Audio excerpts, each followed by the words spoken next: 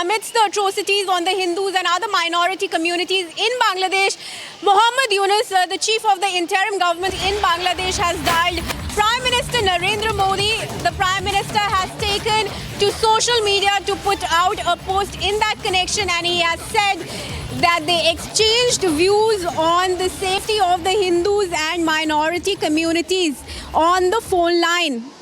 I just want to read out that social media post of Prime Minister Modi. He says that he received a telephone call from Professor Muhammad Yunus, the chief advisor of government of Bangladesh. Prime Minister said that they exchanged views on the prevailing situation and reiterated India's support for a democratic, stable, peaceful and progressive Bangladesh. Yunus also assured protection, safety and security of Hindus and all minorities in the neighboring war-torn nation. Let's tell you, viewers, atrocities against the minorities in Bangladesh escalated following the military coup in Bangladesh and the subsequent ouster of Sheikh Hasina.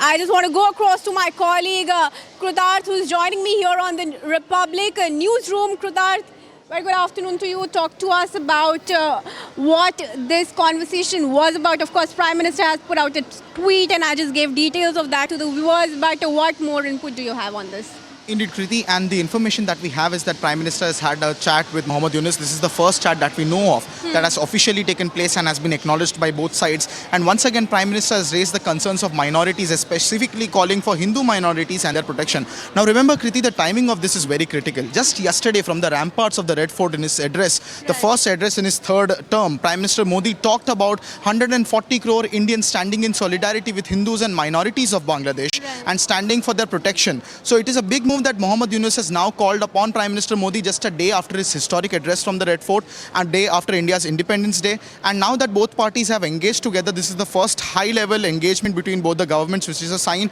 of communication and cooperation between the two parties. As Prime Minister also said in his speech yesterday, that Indians are essentially friends of Bangladesh and they are well-wishers of Bangladesh. Right. So there is a huge chance that both the governments will now move towards in a good direction. This is also in the context that Sheikh Hasina continues to remain in New Delhi, and asylum status or where she's headed to is also under question. So at the same time, this shows Prime Minister Modi's diplomatic prowess at the moment, where he's also harboring and providing safe refuge to former Prime Minister of Bangladesh, which is Sheikh Hasina.